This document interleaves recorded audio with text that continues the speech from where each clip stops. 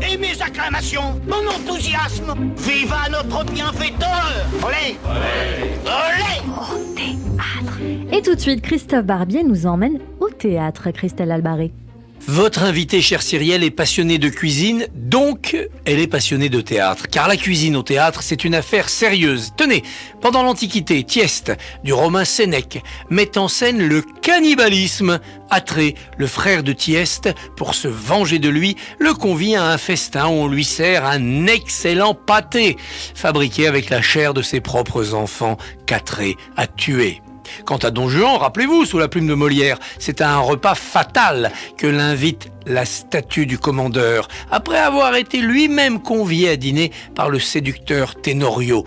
Manger, c'est dangereux au théâtre. Par exemple, les ministres du roi d'Espagne si corrompus, bon appétit messieurs, leur décoche Ruy Blas, l'une des tirades les plus célèbres du théâtre français. Plus près de nous, et plus drôle et plus léger, Jérôme Deschamps a inscrit l'action de lapin chasseur dans un restaurant. Oh, c'était il y a 30 ans, mais ça a eu un succès colossal. Les spectateurs étaient installés de chaque côté du plateau, coupés en deux, d'un côté la cuisine, de l'autre côté la salle du restaurant. Et on passait de l'un à l'autre. C'était synchronisé comme un numéro de cirque, c'était époustouflant. Tiens, l'an passé, en 2021, une excellente petite pièce de Laetitia Gonzalez sur les sœurs Tatin, qui nous racontent dans quelles circonstances elles ont inventé leur fameuse tarte.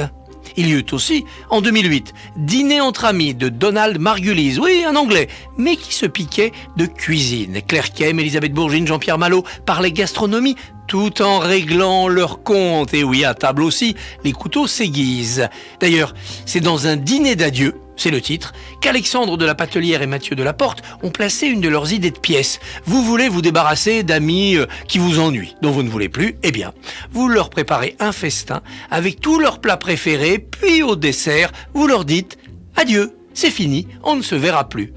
Sans oublier, bien sûr, un triomphe, le souper de Jean-Claude Briseville, où Talleyrand invite Fouché à souper, dans une nuit de troubles politiques, pour négocier le prochain régime politique pour la France. Tout cela en dégustant du saumon, du foie gras et des asperges en petits pois. La recette est donnée pendant la pièce. Enfin, il faut rappeler pour finir la scène délicieuse de l'avare de Molière à l'acte 2. Tandis que le cuisinier d'Harpagon, maître Jacques, réclame de l'argent à son maître pour organiser le dîner qu'Harpagon veut offrir à sa fiancée, eh bien, Valère, l'intendant, intervient.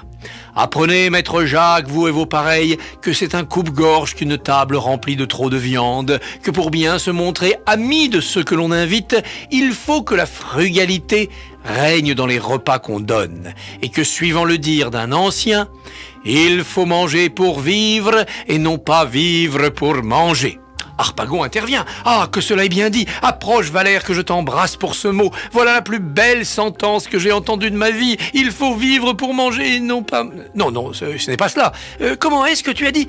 Valère, qu'il faut manger pour vivre et non pas vivre pour manger. Oh oui, entends-tu ? Mais qui est le grand homme qui a dit cela ? Oh, je ne me souviens pas maintenant de son nom. Eh bien, souviens-toi de m'écrire ces mots. Je les veux faire graver en lettres d'or sur la cheminée de ma salle. Qu'y a-t-il, chère Cyrielle, gravé sur votre cheminée ? Je me demande bien.